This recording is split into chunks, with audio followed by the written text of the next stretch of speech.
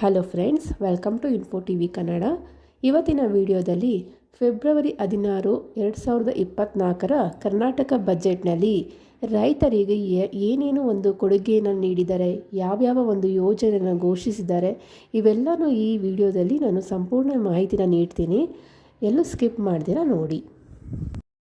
ನಿರೀಕ್ಷೆಯಂತೆ ಕೃಷಿಗೆ ಹೆಚ್ಚಿನ ಮಹತ್ವ ನೀಡಿರುವ ಮುಖ್ಯಮಂತ್ರಿ ಸಿದ್ದರಾಮಯ್ಯ ಅವರು ಸಾಲದ ಬಡ್ಡಿ ಮನ್ನಾ, ಸ್ಪೈಸ್ ಪಾರ್ಕ್ ಸೇರಿ ಹಲವು ಯೋಜನೆಗಳನ್ನು ಈ ಸಲದ ರಾಜ್ಯ ಬಜೆಟ್ನಲ್ಲಿ ಘೋಷಿಸಿದರು.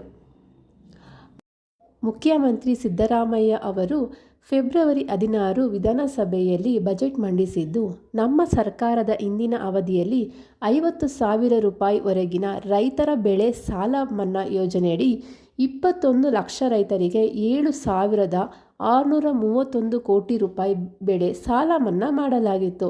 ಇದೇ ರೀತಿ ಈ ಬಾರಿ ಡಿಸಿಸಿ ಮತ್ತು ಪಿಕಾರ್ಡ್ ಬ್ಯಾಂಕುಗಳ ಮಧ್ಯಮಾವಧಿ ಮತ್ತು ದೀರ್ಘಾವಧಿ ಸುಸ್ತಿ ಸಾಲಗಳ ಬಡ್ಡಿ ಮನ್ನಾ ಮಾಡಲು ನಮ್ಮ ಸರ್ಕಾರ ತೀರ್ಮಾನಿಸಿದ್ದು, ಇದರಿಂದ ಸುಮಾರು 57,000 ರೈತರಿಗೆ ಅನುಕೂಲವಾಗಿದೆ ಎಂದು ಹೇಳಿದರು. ಕೃಷಿ ಭಾಗ್ಯ ಮರು ಜಾರಿ ಘೋಷಣೆ, 200 ಕೋಟಿ ರೂಪಾಯಿ ಅನುದಾನ ನೀಡಲಾಗ್ತಾ ಇದೆ.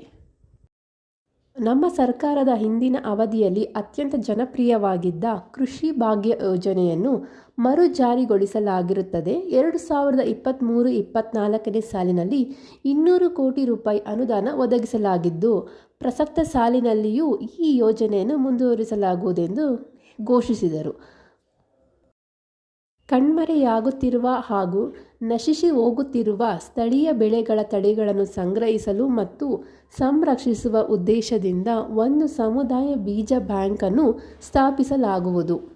ಮಣ್ಣಿನ ಗುಣ ಹಾಗೂ ಮಾರುಕಟ್ಟೆ ಬೇಡಿಕೆಯನ್ನು ಆಧರಿಸಿ ಯಾವ ಬೆಳೆ ಬೆಳೆಯಬೇಕೆಂಬ ಕುರಿತು ರೈತರಿಗೆ ಮಾರ್ಗದರ್ಶನ ನೀಡುವುದು, ಮಣ್ಣು ಪರೀಕ್ಷೆ ಮತ್ತು ಗುಣಮಟ್ಟ ಕುರಿತು ಮಾಹಿತಿ ನೀಡುವುದು, ಹೊಸ ಕೃಷಿ ಪದ್ಧತಿ ಹಾಗೂ ತಂತ್ರಜ್ಞಾನಗಳ ಕುರಿತು ರೈತರಿಗೆ ಅರಿವು ಮೂಡಿಸಿ ಬೆಂಬಲ ನೀಡುವುದು, ರೈತರಿಗೆ ಸಂಗ್ರಹಣೆ ಮತ್ತು ಮೌಲ್ಯವರ್ಧನೆಯ ಕುರಿತು ಅರಿವು ಮೂಡಿಸುವುದು, ರೈತರು ಬೆಳೆದ ಬೆಳೆಗೆ ಉತ್ತಮ ಬೆಲೆ ಪಡೆಯಲು ಮಾರುಕಟ್ಟೆ ಸಂಪರ್ಕ ಕಲ್ಪಿಸುವುದು.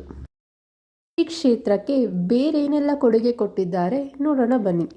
ಕೃಷಿ ಅಭಿವೃದ್ಧಿ ಪ್ರಾಧಿಕಾರ ರಚನೆ, ಕೃಷಿ ಮತ್ತು ಪೂರಕ ಚಟುವಟಿಕೆಗಳ ನೀತಿ ಮತ್ತು ಯೋಜನೆಗಳ ಸಂಯೋಜನೆ ಹಾಗೂ ಪರಿಣಾಮಕಾರಿ ಅನುಷ್ಠಾನಕ್ಕೆ ಅನುಗುಣವಾಗುವಂತೆ ಕೃಷಿ, ತೋಟಗಾರಿಕೆ, ರೇಷ್ಮೆ, ಮೀನುಗಾರಿಕೆ, ಸಹಕಾರ, ಪಶುಸಂಗೋಪನೆ ಇಲಾಖೆಗಳ ನಡುವೆ ಸಮನ್ವಯ ಸಾಧಿಸಲು ಮುಖ್ಯಮಂತ್ರಿಗಳ ಅಧ್ಯಕ್ಷತೆಯಲ್ಲಿ ಕೃಷಿ ಅಭಿವೃದ್ಧಿ ಪ್ರಾಧಿಕಾರ ರಚನೆ ಮಾಡಲಾಗುವುದು. ನಮ್ಮ ಮಿಲೆಟ್, ಸಂಸ್ಕರಿಸಿದ ಸಿರಿಧಾನ್ಯಗಳು ಹಾಗೂ ಮೌಲ್ಯವರ್ಧಿತ ಸಿರಿಧಾನ್ಯ ಉತ್ಪನ್ನಗಳನ್ನು ಅಗ್ರಿಟೆಕ್ ಕಂಪನಿಗಳು ಹಾಗೂ ರಿಟೇಲ್ ಚೈನುಗಳ ಸಹಭಾಗಿತ್ವದೊಂದಿಗೆ ಕೈಗೆಟುಕುವ ದರದಲ್ಲಿ ದೊರಕಿಸಲು ನಮ್ಮ ಮಿಲೆಟ್ ಎಂಬ ಹೊಸ ಕಾರ್ಯಕ್ರಮವನ್ನು ಘೋಷಿಸಿದ್ದಾರೆ. ಸುಸ್ಥಿರ ಕೃಷಿ ಮಾಡಲು ಮತ್ತು ನೀರಿನ ಸಂರಕ್ಷಣೆಗಾಗಿ ಪ್ರತಿ ವರ್ಷ 1000ದಂತೆ ಒಟ್ಟು 5,000 ಸಣ್ಣ ಸರೋವರಗಳನ್ನು ನರೇಗಾ ಯೋಜನೆಯಡಿ ನಿರ್ಮಿಸಲಾಗುವುದು. ಆರ್.ಕೆ. ಶಾಲಾ ಕೃಷಿ ಕ್ಷೇತ್ರ ಜ್ಞಾನ ಕೇಂದ್ರ, ಬೆಂಗಳೂರಿನಲ್ಲಿರುವ ಕೃಷಿ ಇಲಾಖೆಯ ಆರ್.ಕೆ. ಶಾಲಾ ಕೃಷಿ ಕ್ಷೇತ್ರವನ್ನು ಕೃಷಿಗೆ ಸಂಬಂಧಿಸಿದ ತಾಂತ್ರಿಕತೆಗಳನ್ನು ಪಸರಿಸುವ ಜ್ಞಾನ ಕೇಂದ್ರವನ್ನಾಗಿ ಸಾರ್ವಜನಿಕ ಖಾಸಗಿ ಸಹಭಾಗಿತ್ವದಲ್ಲಿ ಅಭಿವೃದ್ಧಿಪಡಿಸಲಾಗುವುದು.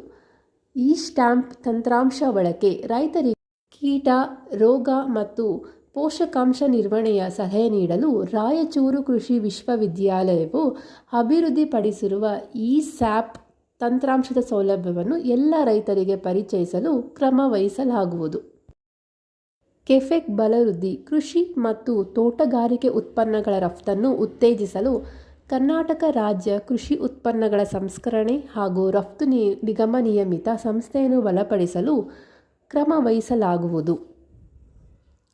ಆಹಾರ ಪಾರ್ಕ್ ಸ್ಥಾಪನೆ, ಕೃಷಿ ಮತ್ತು ತೋಟಗಾರಿಕೆ ಉತ್ಪನ್ನಗಳ ಸಂಸ್ಕರಣೆ, ಮೌಲ್ಯವರ್ಧನೆ ಮತ್ತು ರಫ್ತನ್ನು ಉತ್ತೇಜಿಸಲು ರಾಜ್ಯದಲ್ಲಿರುವ ವಿಮಾನ ನಿಲ್ದಾಣಗಳ ಹತ್ತಿರದಲ್ಲಿ ಸಾರ್ವಜನಿಕ ಖಾಸಗಿ ಸಹಭಾಗಿತ್ವದಲ್ಲಿ ಆಹಾರ ಪಾರ್ಕ್ಗಳನ್ನು ಸ್ಥಾಪಿಸಲಾಗುವುದು. ಮೆಷಿನ್ ಲರ್ನಿಂಗ್ ಬಳಕೆಯನ್ನು ಅಭಿವೃದ್ಧಿಪಡಿಸಲಾಗುವುದು. ಕೃಷಿ ನವೋದ್ಯಮ, ರೈತ ಉತ್ಪಾದಕ ಸಂಸ್ಥೆಗಳನ್ನು ಇನ್ನಷ್ಟು ಸದೃಢ ಮತ್ತು ಸುಸ್ಥಿರವಾಗಿ ಕಾರ್ಯನಿರ್ವಹಿಸಲು ಪೂರಕವಾದ ತರಬೇತಿ, ಮಾರ್ಗದರ್ಶನ ಹಾಗೂ ಬೆಂಬಲ ನೀಡುವ ಆಕ್ಸಿಲೇಟರ್ ಪ್ಲಾಟ್ಫಾರ್ಮ್ ಮೂಲಕ ಕೃಷಿ ವಲಯದ ಸ್ಟಾರ್ಟ್ಅಪ್ಗಳನ್ನು ಉತ್ತೇಜಿಸಲಾಗುವುದು. ಕೃಷಿ ವಿವಿ ಸ್ಥಾಪನೆ. ಮಂಡ್ಯ ಜಿಲ್ಲೆಯ ವಿಸಿ ಫಾರಂನಲ್ಲಿ ಕೃಷಿ ವಿಶ್ವವಿದ್ಯಾಲಯ ಸ್ಥಾಪಿಸುವ ಕುರಿತು ಪರಿಶೀಲಿಸಲು ತಜ್ಞರ ಸಮಿತಿ ರಚಿಸಲಾಗುವುದು. ಇದಾಗಿತ್ತು ರೈತರಿಗೆ ಸಿದ್ದರಾಮಯ್ಯನವರು ಕೊಟ್ಟಿರುವಂತಹ ಕೊಡುಗೆಗಳು. ಇದೇ ರೀತಿಯ ಹೆಚ್ಚಿನ ಮಾಹಿತಿಗಾಗಿ, ಅಂದರೆ ಯಾವುದೇ ಒಂದು ಸರ್ಕಾರದ ಯೋಜನೆಗಳಾಗಿ ಅಥವಾ ಸರ್ಕಾರದ ಉದ್ಯೋಗಗಳ ಹೆಚ್ಚಿನ ಮಾಹಿತಿಗಾಗಿ ನಮ್ಮ ಚಾನಲ್ನ ಸಬ್ಸ್ಕ್ರೈಬ್ ಮಾಡಿ. ಪ್ಲೀಸ್ ಸಪೋರ್ಟ್ ಮಾಡಿ. Thank you for watching.